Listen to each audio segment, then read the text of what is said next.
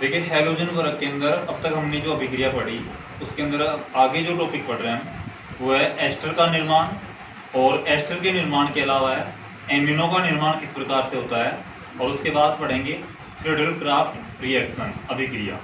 इन सभी अभिक्रियाओं को विस्तार पूर्वक पढ़ेंगे और हम समझेंगे। देखिए सबसे पहले सामने एस्टर का निर्माण किस प्रकार से होता है, बोर्ड पर आपके सामने देखो। जो एल्किल हैलाइड है CH3CH2Cl, एल्किल हैलाइड लेते हैं और मोनोकार्बोक्सिलिक अम्लों के सिल्वर लवणों के साथ, मोनोकार्बोक्सिलिक अम्लों के सिल्वर लवणों के साथ इनकी अभिक्रिया करवाते हैं। तो देखिए AgCl है जो बाहर निष्कासित हो जाते हैं, AgCl बाहर निष्कासित हो जाते हैं। हमारे पास क्या शेष रह गया, CH3, ठीक है। उसके बाद CH2CH3, तो C2H5 बन जाएगा, तो CH3 C2H5। उसके अलावा और क्या शेष रह रहा है, COO, ये किसका निर्माण हो गया, एस्टर का। किसका निर्माण हो गया, एस्टर का। और AgCl का बाद निष्कासन हो गया। उसके बाद है एमिनो का निर्माण,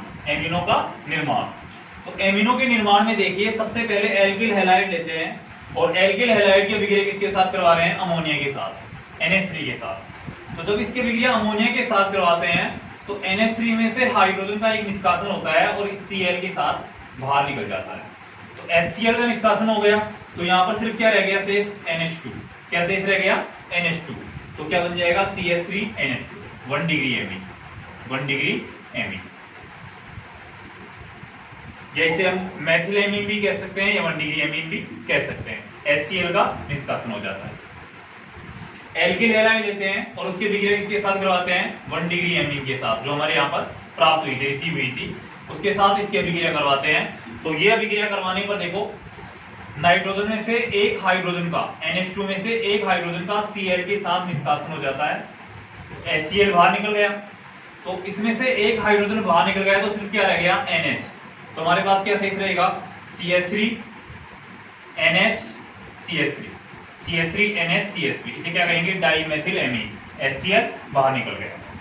उसके अलावा देखिए फिर आगे, फिर एल्किल हैलाइड लेते हैं और अभिक्रिया किसके साथ करवा रहे हैं, डाइमेथिल एमीन के साथ। तो डाइमेथिल एमीन के साथ इसकी अभिक्रिया करवाएंगे तो हाइड्रोजन से ये हाइड्रोजन नाइट्रोजन के साथ जुड़ा हुआ है, वो Cl के साथ बाहर निकल जाएगा HCl के रूप में। सिर्फ नाइट्रोजन अकेला रह जाएगा, single CH3, single bond nitrogen CH3 और नीचे CH3, जिसे 3 डिग्री एमीन भी कह सकते हो, 3 डिग्री एमीन भी कह सकते हो।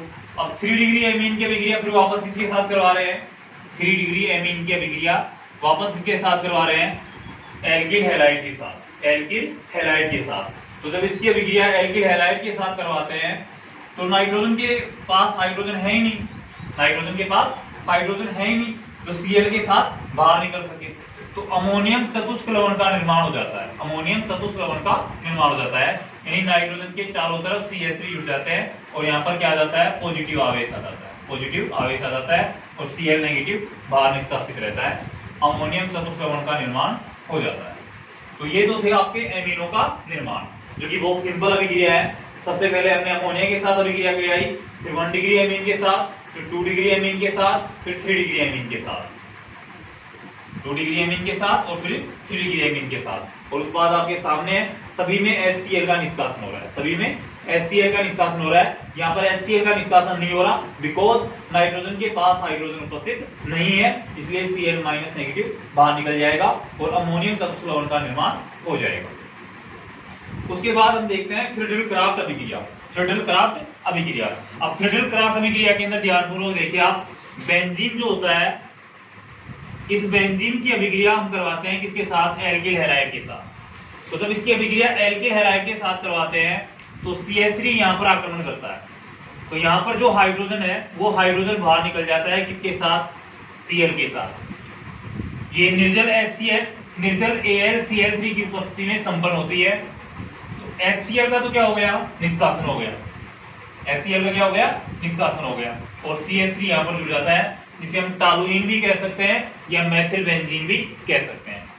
दोबारा से फिर बेंजीन लेते हैं और बेंजीन की अभिक्रिया किसके साथ करवा रहे हैं, यहाँ पर करवा रहे थे CH3Cl के साथ और यहाँ पर CH3CH2Cl, यानी कि यहाँ पर तो हम करवा रहे थे मेथिल क्लोराइड के साथ, यहां पर करवा रहे हैं एथिल क्लोराइड के साथ, मेथिल क्लोराइड के साथ, मेथिल क्लोराइड के साथ, और यहां पर करवा रहे हैं एथिल क्लोराइड के साथ, एथिल क्लोराइड के साथ।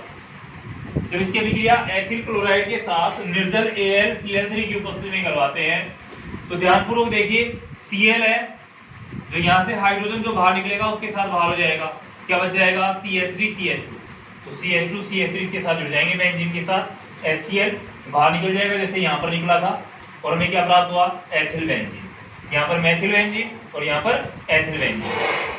ये अभिक्रिया किसकी चल रही है, फ्रीडल क्राफ्ट की अभिक्रिया। इस अभिक्रिया को आगे और बढ़ाया जा सकता है, आगे देखिए इसी अभिक्रिया के अंतर्गत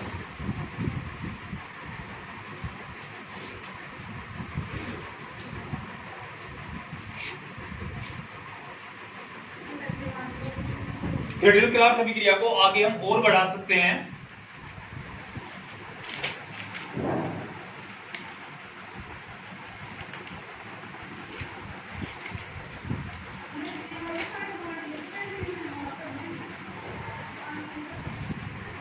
जिसके अंदर हम इसकी अभिक्रिया करवाएंगे आइसोप्रोपिल क्लोराइड के साथ, आइसोप्रोपिल क्लोराइड के साथ। बेंजीन की संरचना आपके सामने है,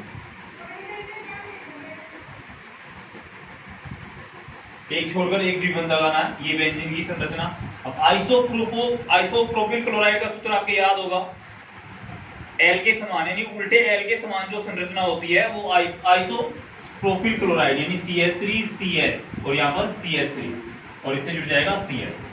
अभिक्रिया करवाएंगे तो अभिक्रिया के अंतर्गत बेंजीन सबसे पहले तो, और इस बेंजीन में देखो HCl तो बाहर निकलेगा, HCl तो बाहर निकलेगा, बाकी CH3CH CH3 ये कहां पर जुड़ जाएंगे, यहाँ पर जुड़ जाएंगे। HCl को दोबारा आप निष्कासित कर दो। अब ये जो जुड़ रहे हैं वो किस प्रकार से जुड़ रहे हैं, इनको जोड़ना है तो हमें किस प्रकार से जोड़ना है इनको, CH3CH CH3, यानी कि हमें इस प्रकार से जोड़ना है।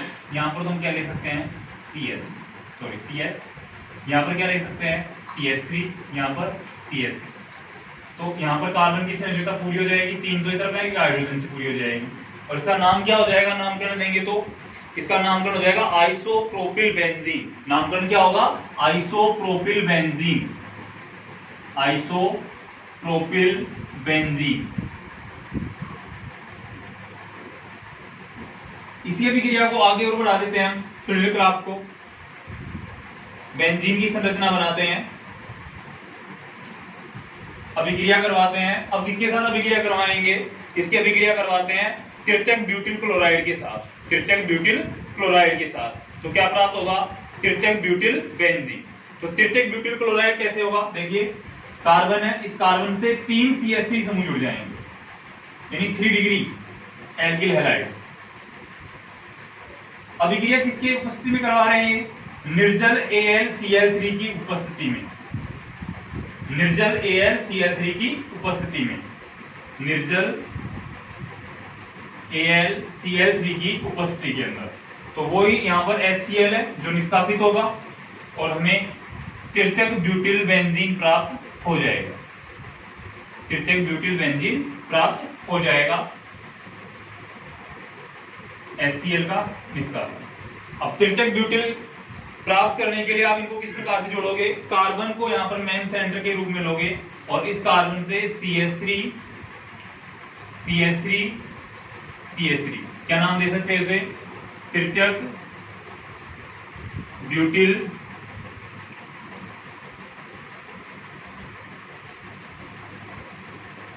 ब्यूटिल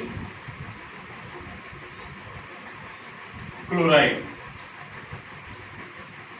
ये आपकी फ्रीडल क्राफ्ट अभिक्रिया है जो बिल्कुल सिंपल है। सबसे पहले हमने CH3Cl को लिया, फिर उसके बाद हमने एक एक कार्बन को बढ़ाना शुरू कर दिया, एक एक कार्बन को बढ़ाना शुरू कर दिया।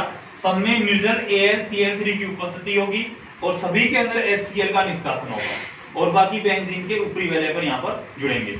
ये थी आपकी फ्रीडल क्राफ्ट अभिक्रिया। आगे की टॉपिक देखिए,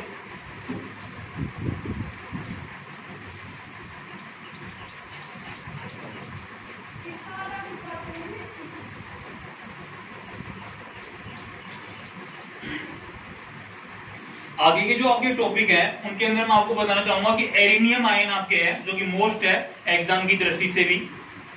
जो एरिनियम आयन है वो क्या होता है, जो एरोमेटिक वैल्यू होती हैं और एरोमेटिक वैल्यू के अंदर यदि कार्बन पर धनावेश हो तो उसे हम क्या कहते हैं, कार्ब धन आयन। यानी कार्ब धन आयन को हम क्या कहते हैं, एरिनियम आयन। कार्ब धन आयन को हम क्या कहते हैं, एरिनियम आयन। क्लियर देखा बंद कर।